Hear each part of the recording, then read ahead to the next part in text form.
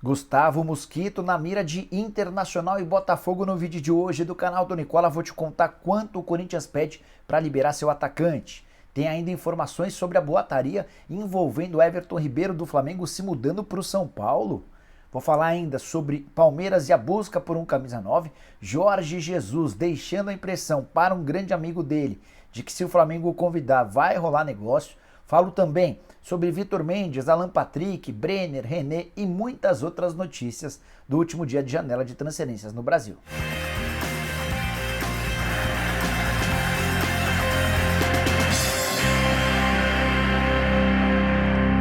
Fala aí pessoal, sou o Jorge Nicola, bem-vindos a mais um vídeo do canal, que bacana ter vocês por aqui. Antes de mais nada, deixa eu só me apresentar, sou jornalista esportivo, dono desse canal no YouTube com quase 1.200.000 inscritos. Se você ainda não se juntou a toda essa galera, faça o favor, é só apertar esse botãozinho vermelho de inscreva-se, aproveita e ativa as notificações para ser avisado toda vez que tiver vídeo novo ou programa do Nicola, beleza? Bom, bora começar contando que todo esse conteúdo tem um oferecimento de 1xBet, a casa de apostas esportivas que é parceira do Liverpool, do Barcelona, do Chelsea, entre vários outros grandes clubes do mundo.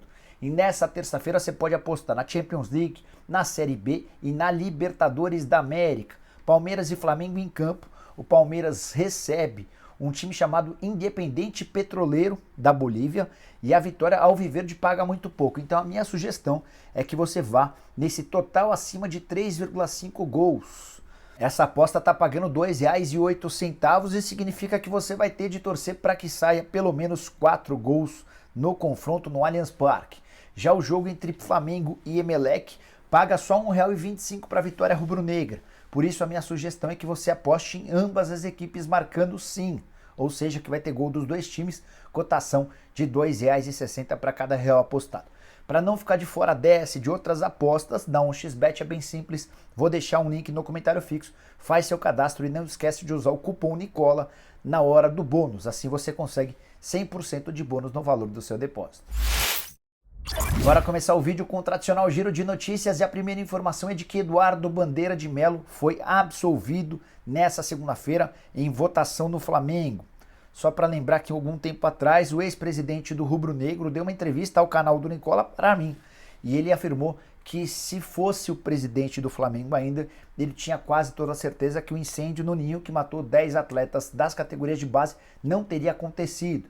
Dirigentes do Flamengo se irritaram e tentaram a suspensão do ex-presidente. Durante a pandemia, mais especificamente em agosto do ano passado, o Bandeira chegou a ficar 90 dias suspenso do quadro de sócios. Mas com 281 votos a favor e 135 contrários, essa suspensão foi revogada e Bandeira volta a ter liberdade para ser sócio e também conselheiro do Rubro Negro. Quero contar também que Juventude e Red Bull Bragantino fecharam a primeira rodada do Campeonato Brasileiro na noite dessa segunda-feira, empate em 2-2. Destaque para Renan, ex-zagueiro do Palmeiras, que marcou um gol contra e um gol a favor. O Red Bull poupou a maioria de seus titulares de olho na Libertadores da América. Bora contar que Natan, lateral direito, que fez boa Copa São Paulo de Juniores pelo Tricolor, é o mais novo reforço do Curitiba.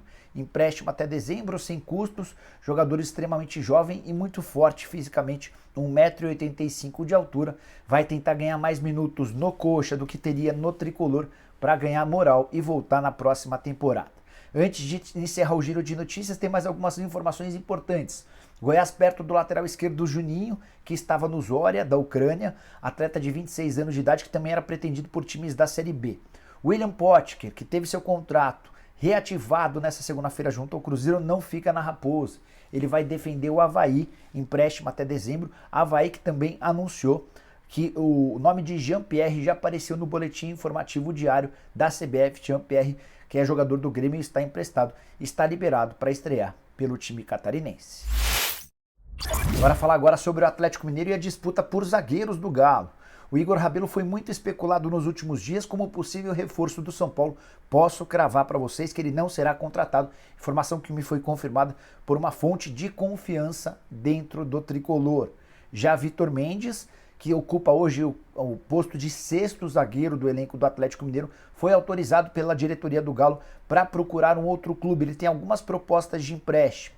entre elas do Vasco da Gama e do Juventude. De acordo com a imprensa gaúcha, nessa terça-feira ele deve ser anunciado como reforço do Juventude. Ele voltará por empréstimo para ficar até dezembro. Ele é aguardado em Caxias do Sul para a realização dos exames médicos na quarta-feira, mas já assina nessa terça, o último dia da janela de transferências. Bora falar agora sobre René, lateral esquerdo que pertencia ao Flamengo, e Alan Patrick, meia do Shakhtar Donetsk, jogadores bastante disputados no mercado de transferências. O René já é jogador do Internacional, o anúncio aconteceu nessa segunda-feira. Atleta que estava desde 2017 no Flamengo, chegou a conquistar 10 títulos pelo Fla, 204 partidas e 6 gols marcados. Já assinou com o Internacional até dezembro de 2024 e chega na teoria com status de titular. 29 anos de idade, jogador que atende a um pedido antigo do Cacique Medina, treinador colorado. Por falar no Inter, o clube gaúcho também pretende ou pretendia contratar Alan Patrick, jogador que pertence ao Shakhtar Donetsk. Durante os últimos dias, o Inter acreditou que poderia contratá-lo por empréstimo, com obrigação de compra, mas o Shakhtar mudou sua pedida e só aceita liberar o Alan Patrick, ex-jogador do Santos, hoje com 30 anos de idade, em uma negociação em definitivo. O Inter não contava com um investimento alto e, diante do pouco tempo para que o negócio saia, é mais provável que o Alan Patrick permaneça vinculado ao Shakhtar Donetsk. É bem verdade que a FIFA suspendeu os contratos de todos os atletas do Shakhtar estrangeiros. Então, na teoria, o Alan Patrick está livre no mercado, poderia até fechar com o Internacional por outro tempo. Na semana que vem, no final dessa semana, para atletas que estão livres, a janela não fecha nessa terça-feira. Mas o grande ponto é que a partir de julho, o contrato do Alan Patrick com o Shakhtar volta a estar ativo e o Shakhtar não vai aceitar um empréstimo superior à metade do ano. Quero falar agora sobre Brenner, atacante de só 22 anos de idade, revelado nas categorias de base do São Paulo e vendido por 13 milhões de dólares para o FC Cincinnati. Durante a segunda-feira ele foi especulado mais especificamente em 2 clubes, no São Paulo e no Internacional. A relação com o São Paulo nasceu de uma troca de mensagens do Brenner e do Luan. Luan é o volante do São Paulo, eles têm uma boa amizade e trocaram brincadeiras, figurinhas, mensagens via Instagram. Foi o suficiente para que vários torcedores do São Paulo achassem que o Brenner estava tentando demonstrar aos torcedores que vai voltar ao tricolor. Não existe nenhuma possibilidade disso acontecer. São Paulo entende que o Brenner hoje não cabe dentro do elenco do São Paulo, não só pela questão financeira, mas também pela questão de posição. Chegaria para brigar por um lugar com o Caleri, que vive fase espetacular. Caleri que será comprado pelo São Paulo no fim dessa temporada. Ele só precisa cumprir pelo menos 30% dos minutos disputados pelo time. Caleri que está sobrando em relação a essa cláusula. Já em relação ao Internacional e o Brenner, especulação que surgiu muito forte nos últimos dias. O Internacional busca um centroavante, tentou a contratação do Vitor Roque, que se mudou para o Atlético Paranaense. O grande ponto é que o Cincinnati não aceita, em hipótese alguma, emprestar o Brenner. A única possibilidade é de venda. Contei para vocês dos 13 milhões de dólares, hoje equivalem a mais ou menos 70 milhões de reais. É óbvio que o FC Cincinnati toparia fazer um negócio por um valor menor, mas ainda assim muito alto. A chance de contratação do Brenner em relação ao Internacional é muito pequena, para não dizer zero. Chegou a hora de falar sobre Jorge Jesus e a possibilidade de o português voltar ao Flamengo. Tem gente muito próxima do Jesus apostando nessa possibilidade para daqui a algumas semanas. Eu me refiro a Benjamin Bach, que é apresentador do Arena SBT e amigo do Jorge Jesus desde a passagem do Gajo, ou do Mister, como queiram, pelo Rio de Janeiro. Eles moravam no mesmo condomínio, acabavam se cruzando com alguma frequência e se tornaram amigos. Durante o Arena SBT dessa segunda-feira, o Benjamin Bach disse o seguinte, abre aspas: se o Flamengo ligar para o Jorge Jesus e conversar com o técnico, ele volta sem pensar 2 vezes, fecha aspas. Informação importante de alguém com quem Jorge Jesus segue mantendo diálogo mesmo depois da saída do rubro-negro.